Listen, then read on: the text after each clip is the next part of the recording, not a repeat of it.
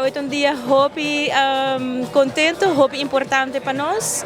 Este un día que está recordar que hoy después de asinta diferente ocasión con nos partner Corona, pero también sin olvidar Surfside Beach Bar.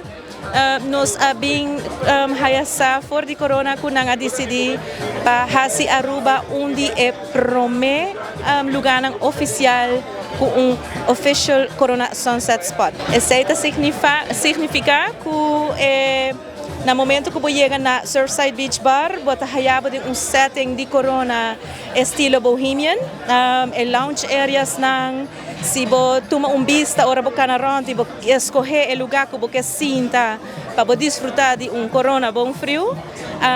Botari para ku en nota matter onda bo sinta bo por enjoy de bonita sunset.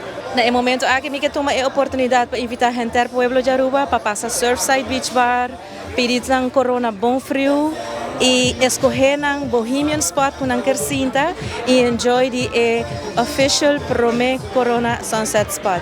Hoy estamos haciendo el lanzamiento oficial del primer Sunset Spot para Corona en el Caribe y lo estamos haciendo aquí en Aruba.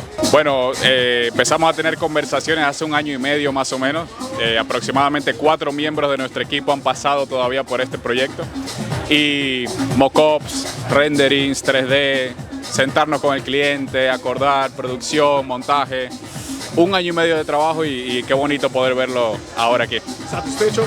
Muy satisfecho, muy satisfecho. Sí, no, totalmente invitando a toda la gente de Aruba a que puedan visitar Surfside, el primero oficialmente, el primer Sunset Spot aquí en Aruba que tenemos nosotros Corona en el Caribe.